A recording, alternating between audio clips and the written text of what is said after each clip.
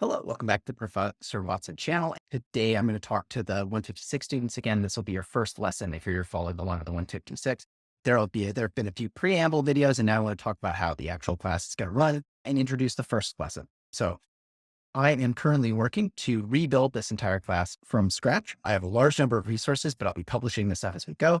This is very much an active development area, and so I'm really interested to see how students engage with it and what they want to contribute. I wanted to get going by talking a little bit about the major blocks that I have the class divided into and about what we think is going to happen in each of those.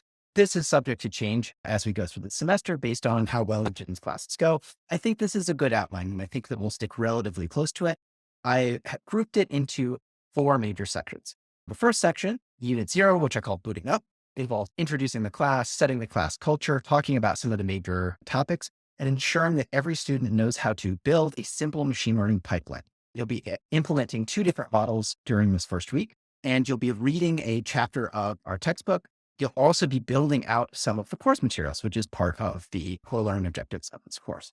That will just basically be a kind of a startup check to make sure everyone can do the basic stuff that is required in the class.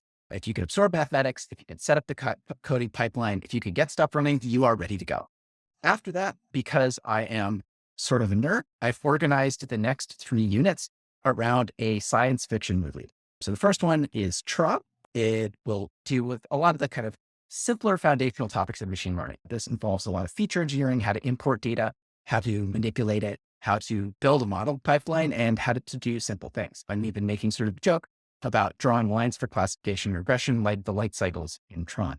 You absolutely don't need to watch the movie to get benefit out of this, though you certainly can, and you won't waste your time. The second unit is called Matrix, and it is framed around Matrix. It is about the kind of more complex models. We'll be introducing things that are a little bit more tricky. You'll need to learn how to work with things like gradients and to do linear algebra and basis functions to remap your data into different spaces.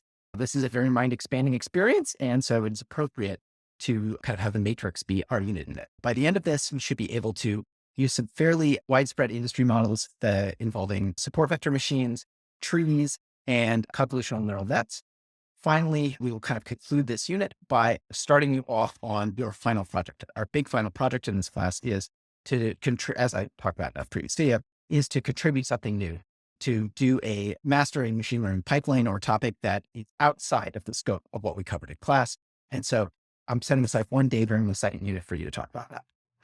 And finally, we're going to end with iRobot, which is about I'm going to frame this around one of our core examples, the little iCub robot that I showed in the previous video. This will be learning about some of the stuff that we haven't yet covered. So these are things like hidden Markov models, recurrent neural networks and transformers.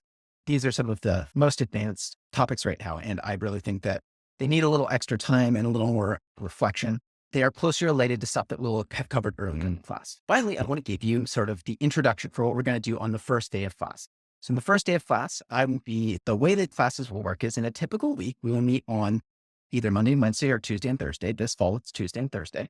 What I expect of you in the Tuesday class is to come having read the textbook and taken some notes and generally booted up stuff. I will be providing you in every class with a pre-class work notebook that will be attached to your class that will have 3 levels of preparation. The first level of preparation is the kind of baseline level of preparation that I expect. This is, I will ask you to do some simple stuff like talk about your notes from class, make me a mind map, answer a couple of simple questions about vocabulary level questions from the textbook. If you complete that successfully, that's kind of what I expected of it as a 2. You could follow along in class, but you're not really going to make the sort of progress that you need in order to really master it. The next level, I would give you some problems to work, some problem sets to work, some coding examples, some stuff that maybe some harder conceptual questions. This is kind of what I would expect of someone who has had a more deep engagement, has maybe come back and worked on the problem a couple of times. This is about what I expect for 3. And then the 4th level problem will almost always be the same, which is go out and find something novel, extend this to a new area that is not covered in this textbook chapter, is not covered by the code and the problem sets that I have provided to you. So kind of extend your universe of the class. And that's usually what I expect of the 4. We talked about our learning objectives a little bit in a prior video as well. This really plugs into this first one of machine learning development. I expect you to kind of develop and build out the course beyond the basics. And I'm giving everyone access to a class Notion, this class Notion, in fact, where under each unit, I kind of expect you to go in here, go onto this page and fill it out with new information. So you can add and contribute to the class Notion to build it out for future students. That's something that I kind of expect to contribute to the fore. Not everyone's going to have the time and the bandwidth to get around to that, but those of you who do, that's really what I expect to kind of go above and beyond. And that will really help you in learning as you teach other students and as you think about these materials more deeply. The last thing I want to do in this video, I'm going to keep it very short, is talk a little bit about how I would go about reading the textbook and engaging with the code of the class. The first thing that you'll do in the first lesson is a lot of administrative work. That's things like make sure you sign up for the course GitHub account. Make sure you get connected to the class Slack channel so that you can engage and communicate with. I do not respond to email. I only respond to Slack. So you'll need to sign up there. Make sure you have access to the textbook, the code that comes with the textbook, and the code that come with the CS156 class, the GitHub repository online there. Make sure you have access to this Notion page and that you're able to contribute to this Notion page. All of those things are stuff that I expect in the first class. It's really just kind of signing up for things and making sure you can, run notebooks and Colab and things like that. So it's a little more time consuming than I think most classes will be to prep for, but a lot of that time consuming stuff is just kind of getting everything set up.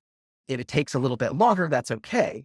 But, you obviously get it done as soon as possible because you can't really engage with the class until you get that all done. The next thing to do is I'd like you to read through the textbook. Now, whenever I assign a chapter in the textbook, I will typically assign a whole chapter. And what I expect you to do is to engage with that chapter in the following way. So first, I would go through, look at the chapter, read and write down all of the subject headings. So what's machine learning, supervised learning, unsupervised learning, uncertainty, regression, maximum likelihood estimation, write down these different kind of polynomial representations, deep neural networks. Okay, unsupervised learning chapter. Okay. They're introducing a bunch of models. Okay, data. Okay, so image data sets, small image data sets, image text data sets, language modeling, coding feature, words. Okay. So this all looks like vocabulary, missing data, discussion. Okay, some larger context, and then that's the end of the chapter. Okay. So the next thing I would do after having written down this Thanksgiving chapter is I would express to myself, what do I think this chapter is actually about? What is it trying to teach me? What am I trying to learn from this?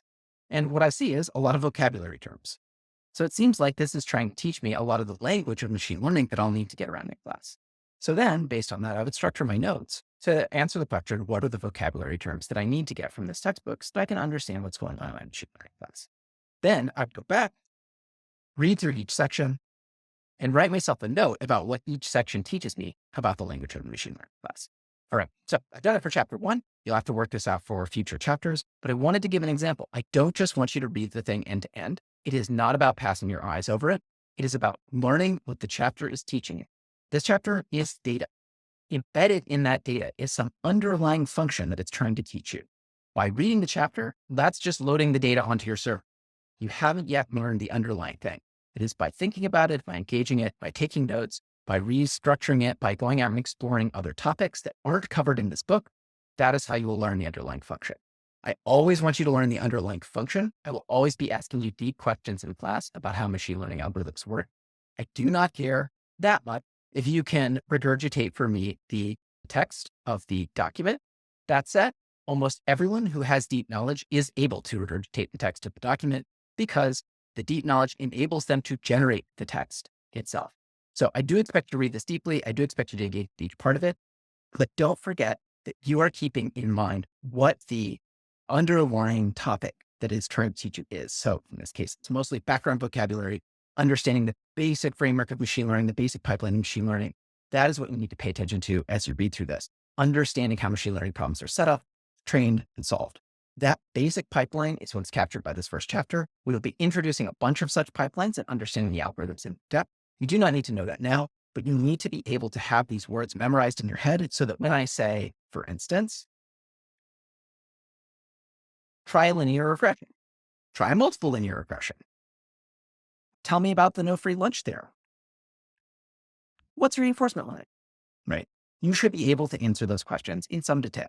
That is it for the first class. You will have a couple of problems, of code-based problems. They actually come from the first assignment in the previous class. The main goal for these in the first two is to get on GitHub and to show that you could pull the data, right? For Monday, just try to pull the data, just try to have the access, make sure you have access to everything, make sure it all boots up, make sure you can load it into a notebook. That's all I'm concerned about. If you have no background in Pandas, which is a data frame manipulator in Python, it's the way that we work with data typically. That is something you will need to learn. You'll probably be spending some time with that to kind of load the data in and plot the header. It is very straightforward. There are good guides for it online, but that's something you'll probably need to look into. If you get stuck, message me in Slack or one of the other students in the general channel, and someone will help you out. All right, good luck. I will see you on the first day.